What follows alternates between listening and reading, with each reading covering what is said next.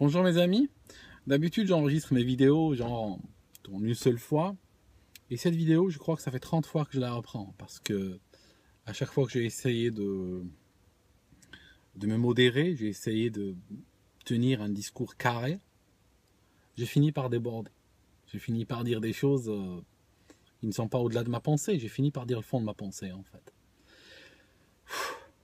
Alors cette vidéo c'est la dernière que je fais, si j'arrive à la faire correctement, elle reste. Si j'arrive pas à la faire, je ne parle pas de ce sujet et puis je vais aller cueillir des fraises et je vous fais une vidéo dans ce sens.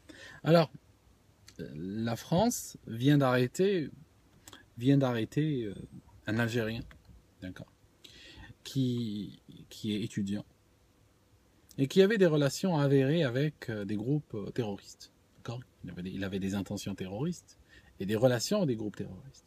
Ces relations étaient connues par les autorités, avérées. Et ce qui me choque, c'est qu'elles n'ont pas constitué une contre-indication à la délivrance d'une carte de séjour d'étudiant. Parce qu'il faut savoir que le visa d'étudiant, c'est un visa extrêmement basique, rudimentaire, fragile. Il est du même niveau pratiquement que le visa touristique ou le visa de transit. Okay, et ce visa-là n'a pas pu être enlevé à quelqu'un qui appartient à Al-Qaïda, quoi, pour simplifier. D'accord. Donc ça, je suis extrêmement... je sais pas, j'ai l'impression que votre pays est géré par des fous, mais plus on avance dans le temps, plus j'ai l'impression qu'il y a quelque chose au-delà de cette folie. La folie n'explique pas tout. Parce que le fou, on s'attend de lui à ce qu'il soit incohérent, on s'attend de lui à ce qu'il aille dans tous les sens. Alors que là, il s'agit quand même d'une... On dirait que c'est de la folie, mais quand on regarde, il y a une intelligence derrière, parce que c'est cohérent. Ça pousse toujours dans la même direction. Toujours est-il que il y a le site F de Souche qui a publié quelques images capturées sur on va dire la page Facebook du gars ou de la mosquée qu'il fréquentait, dans laquelle il enseignait l'arabe, paraît-il. Et je vous montre une de ces captures d'écran, sans rentrer dans les détails qui me feront annuler cette vidéo. Je vous montre. D'accord? Je vous invite à lire ça.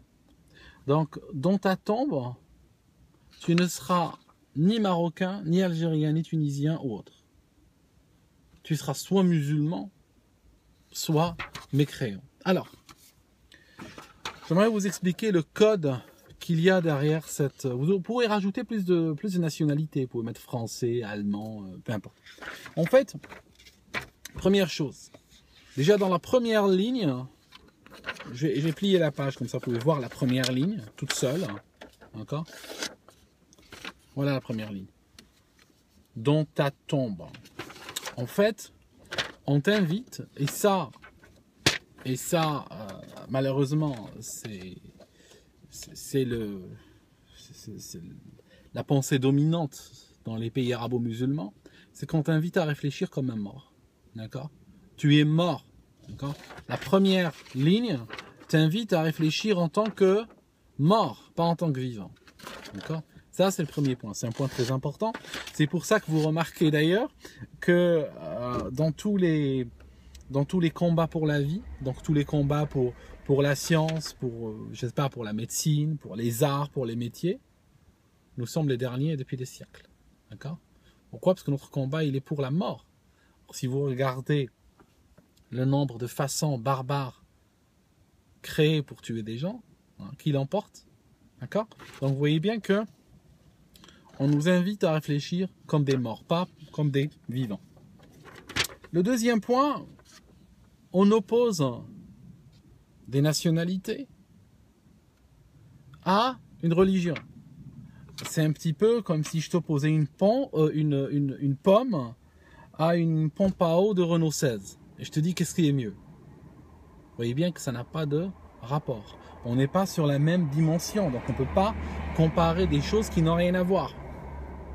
C'est comme si je te dis, est-ce que tu es chrétien ou est-ce que tu es américain? D'accord? Ça n'a pas de sens. Mais en fait, l'idée est la suivante, je vous explique. J'avais 5 ans quand je voyais des trucs comme ça, hein, d'accord? C'est pas d'hier. Et ce qui se passe, c'est que on va opposer la religion à la nation. Et on va te dire que tu dois prêter allégeance, non pas à ta nation, mais tu dois prêter allégeance à une religion. Alors qu'en réalité, rien n'empêche d'avoir une nation, puis d'avoir une religion, et d'avoir un hobby, et d'avoir un travail, et d'avoir. Mais en fait, non. Ces gens-là sont unidimensionnels. Ils glissent dans un monde unidimensionnel. Donc, ce qui se passe, c'est que tu ne peux pas être algérien et musulman en même temps. Tu ne peux pas être marocain et musulman. Tu ne peux pas être français et musulman. Tu dois choisir. On nous a même dit au départ que ils disent toujours que le nationalisme, c'est haram. D'accord? Le nationalisme, c'est comme le porc. C'est haram. L'idée, c'est quoi?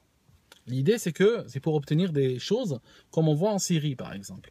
Tu as des musulmans, désolé d'insister sur le Z, quand je pense à ce mot-là, je pense avec Z, je ne sais pas pourquoi, je n'arrive pas à le penser avec S. Quand des musulmans donc de 80 nationalités sont arrivés en Syrie, d'accord, il y a des gens qui étaient en Syrie, des Syriens, qui les ont aidés. Pourquoi? Parce que ils avaient le choix entre deux choses. Soit entre leur allégeance pour l'islam ou leur allégeance pour la nation. Les deux étant mis sur la même dimension, il fallait choisir. Donc, ils ont choisi leur allégeance pour l'islam. Et c'est pour ça que énormément de musulmans de par le monde partent rejoindre, par exemple, ISIS, parce qu'ils ne reconnaissent pas la Syrie comme nation. La nation, c'est l'islam. D'accord? L'islam devient une nation, devient une identité, devient une ethnie, devient une race, devient tout. Enfin, il ne devient pas un travail, parce que le travail, c'est l'aide sociale qui s'en occupe. Donc, tu ne seras ni marocain, ni algérien, ni tunisien ou autre. Tu seras soit musulman, soit tu seras mécréant. Donc, l'idée, si vous voulez, c'est de préparer une 5e colonne. C'est de préparer des gens qui sont à l'intérieur d'un pays, surtout les pays sont concernés, hein, l'Algérie est concernée, la France est concernée, tous les pays sont concernés, tous les pays où il y a suffisamment de sunnites sont concernés parce qu'une partie de ces gens vont agir en tant que 5e pilier. Alors, ils sont, comment dirais-je, pas tous, bien entendu, ne sortez pas tous, hein, sinon celui qui me sort tous, je ne sais pas ce que je vais faire, c'est que ces gens, quand vous exposez des millions de personnes à ce discours-là, vous avez quelques dizaines de milliers qui rentrent à fond dedans et qui deviennent des adultes qui sont contre le pays dans lequel ils vivent et qui sont prêts à le détruire de l'intérieur, qui sont prêts à accueillir l'ennemi, qui sont prêts à ouvrir les portes à l'ennemi, qui sont prêts à tout faire pour détruire leur propre pays si ils pensent ou si on leur fait penser qu'il y a un conflit entre leur allégeance à l'islam et leur allégeance à ce pays-là. D'ailleurs, si vous avez remarqué, un des points très intéressants de cette façon de penser, c'est qu'elle est extrêmement proche, même si elle suit un autre chemin, elle est extrêmement proche d'un certain nombre d'élites françaises, d'accord, qui eux ne sont pas musulmans du tout, mais qui en fait sont contre l'idée de nation, d'accord. Et c'est ça ce qui les séduit dans l'islam, c'est ça, c'est que c'est la négation totale et absolue de l'idée de nation. Ça les séduit, donc ils se reconnaissent, d'accord. Et il y a une résonance entre eux et les mouvements islamistes. Sauf que ces gens en France qui sont en train de ramener l'islamisme avec toute leur force, leurs têtes seront exposées sur des piquets aussi. Hein. Parce que tu sais, tu peux pas signer un pacte avec le diable et espérer après t'en sortir, hein, espérer qu'il soit sympa avec toi. Ah non, il te coupe la tête aussi, hein, d'accord. Alors, autre élément là-dedans, bon, celle-là, donc ils sortent un verset coranique. Quiconque désire une religion autre que l'islam ne sera point agréé, il sera dans l'au-delà parmi les perdants. D'accord. Donc, ce qui se passe, bon, on a ici le logo d'ISIS sous une forme circulaire. D'habitude, il est un peu rectangulaire, mais là, ils l'ont mis sous une forme circulaire. La police est la même, la couleur est la même, les proportions des mots sont les mêmes. C'est pour ça que je l'appelle le logo d'ISIS. Parce que s'ils avaient voulu écrire à la profession de foi des musulmans, ils l'auraient écrite.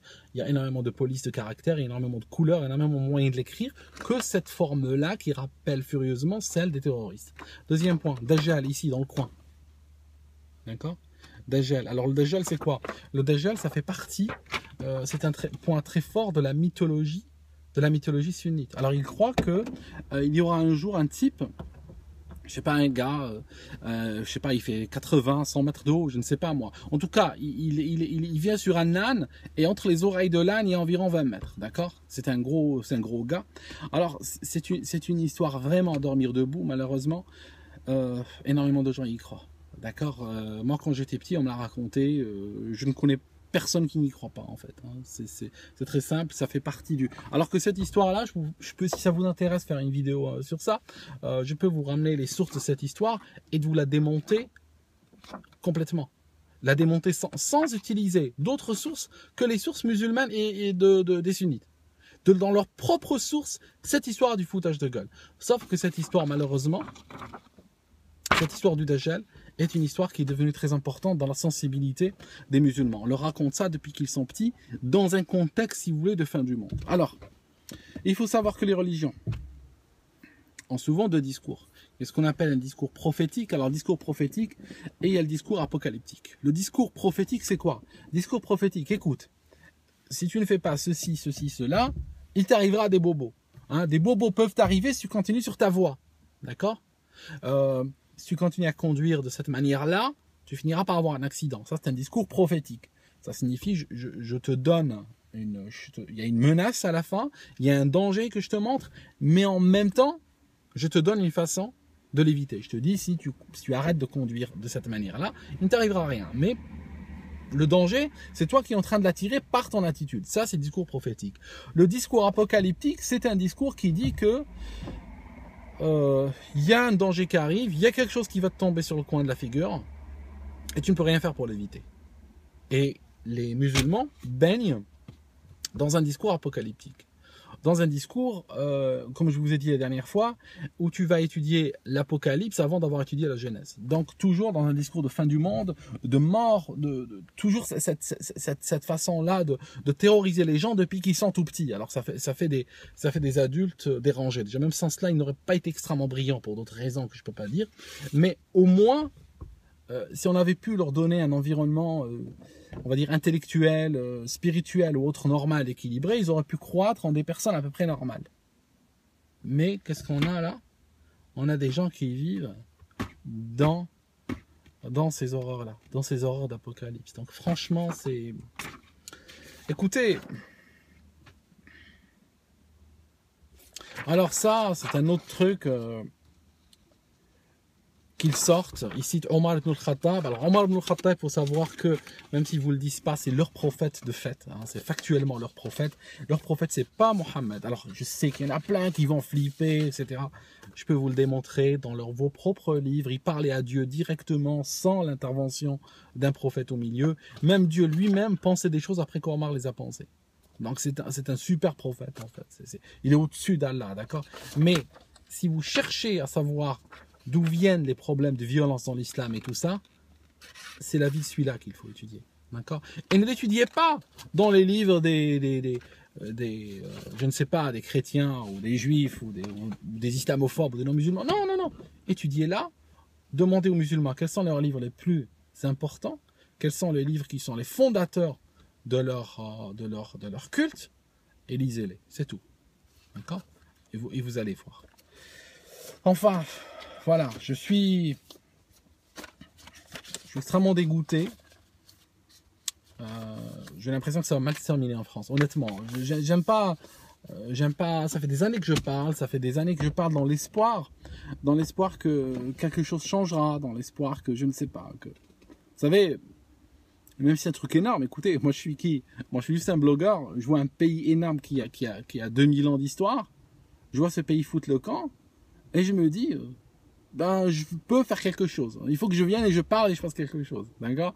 Je sais que c'est énorme, mais on est obligé de penser comme ça, vous comprenez? Si chacun se dit, ah non, le problème est trop gros pour moi, je ne le touche pas, eh ben on fera rien. Alors, c'est ça. Et je vois un pays foutre le camp et je me dis, bon, je me bouge moi. D'accord? Il n'y a pas de prétention derrière. Il y a juste dire, il faut que chacun fasse quelque chose. Sauf qu'avec le temps qui passe, je commence à me dire que de toute façon ça finira comme chez nous dans les années 90 quoi. Ça finira Ça finira en tuerie à large échelle, ça finira en attentat, ça finira... Parce que vous avez beau en arrêter 1, 2, 3, 4, 5.